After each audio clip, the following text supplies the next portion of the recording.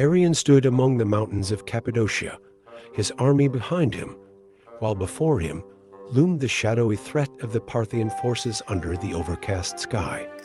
The wind swept up the dust of the battlefield, carrying with it the unease and tension of the coming conflict. As governor of Cappadocia, he was responsible for defending the eastern border of the Roman Empire. The scale of the Parthian invasion was vast, yet Arion remained calm. "Aren't you afraid, governor?" a young centurion asked, his voice trembling with a hint of fear. Arion turned to him, his gaze steady, his eyes reflecting a sense of serenity that seemed out of place on a battlefield. Afraid, Arion smiled softly. Fear is a reaction to the unknown, but we know what we must do. The young centurion was puzzled.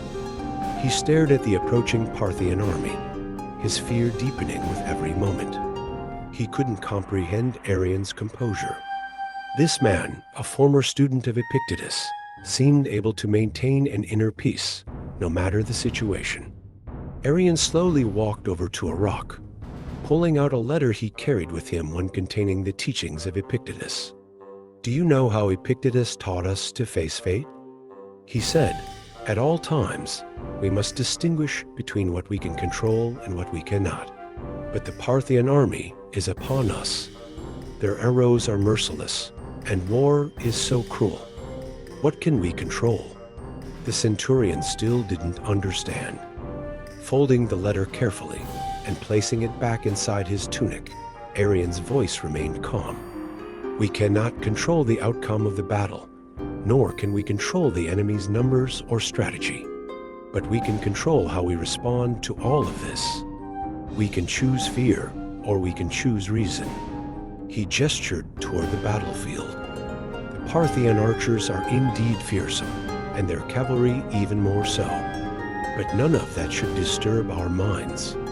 As long as we remain rational and act according to our plan, we can win this war. Even if the result is not what we hope for, as long as we have given our best, the outcome should not disturb our inner peace.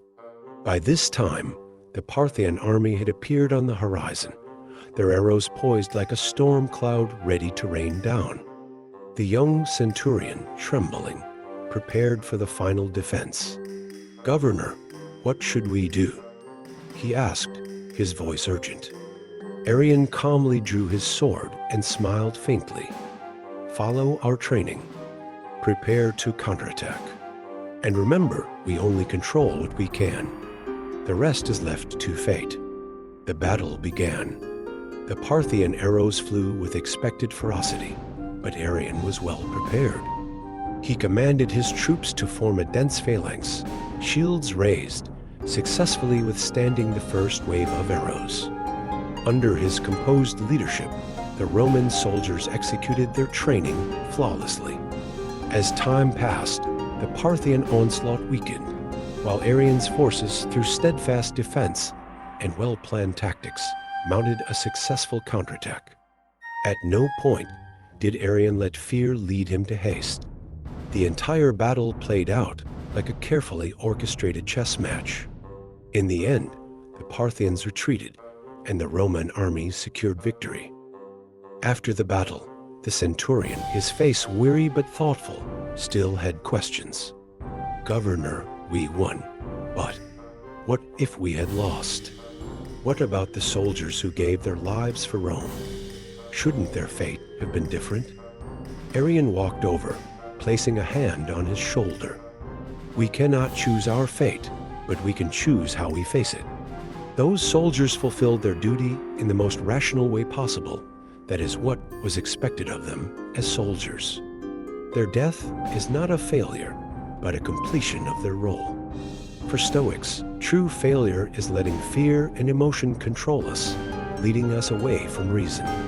He paused, gazing up at the horizon, then continued, "Remember this, young man, whether on the battlefield or in life.